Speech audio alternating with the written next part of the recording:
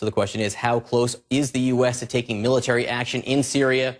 And how will Syrian President Bashar al-Assad respond? Let's bring in Andrew Tabler, who is an expert on Syria and an expert on the Assad family. He's a senior fellow at the Washington Institute.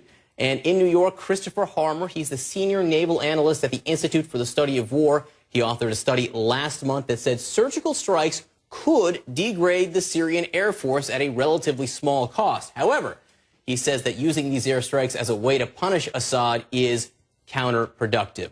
Christopher, I want to start with you. I want to read a quote from the Los Angeles Times today. It says, this is one U.S. official who has been briefed on the options on Syria, said he believed the White House would seek a level of intensity just muscular enough not to get mocked, but not so devastating that would prompt a response from Syrian allies, Iran and Russia.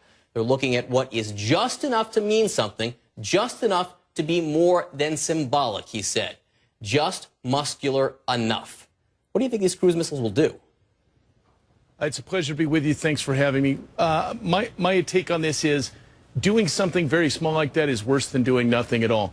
We have the ability to significantly degrade the Syrian Air Force. We have the ability to significantly degrade Bashar Assad's military. The question is, what strategic purpose does that serve?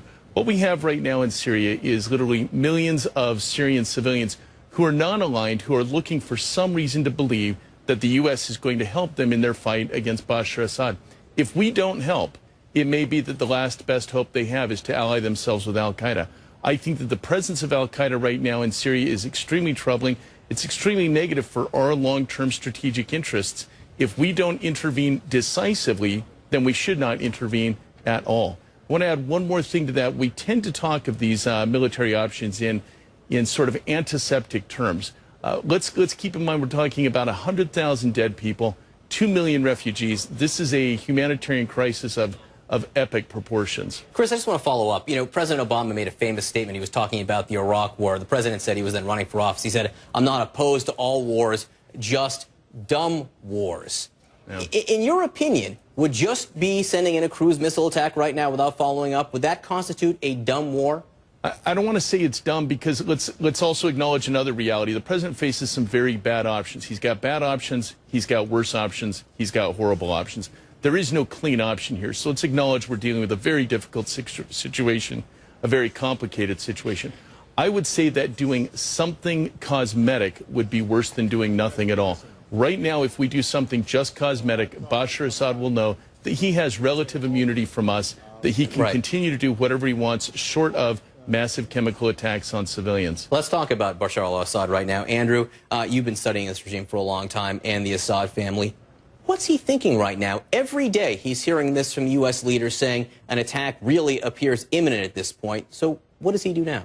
He's ordering his forces to evacuate the bases he thinks will be hit. He's also, in conjunction with his Russian allies and Iran, trying to come up with a plan exactly what happens after this and what kind of response will there be.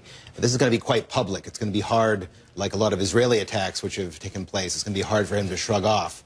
And so we can expect out of Bashar al-Assad a lot of bluster. The question is, what does he do, in terms of direct retaliation or indirect retaliation going forward? Well, I think that's exactly right. Israel has bombed before, and there's been no direct retaliation. Sure. He says there would be retaliation this time. But what would he do? Would this be something that Hezbollah in Lebanon would take on? He will probably say, as he did when Israel bombed him numerous times, that he reserves the right to respond at a time of his choosing, which appears tough, which is actually not, because in the end, the only real responses come asymmetrically, and that could come via Hezbollah. It could come via Hezbollah attacks on U.S. targets, on Israeli targets, or both.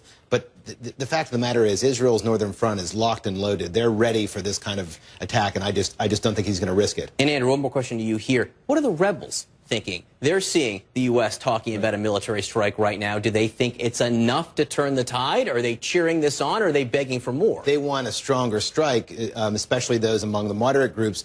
The more extremist groups, though, their leaderships are running for cover, and they're dispersing throughout the country because they think the U.S. might hit their command and control as well as the Assad regimes.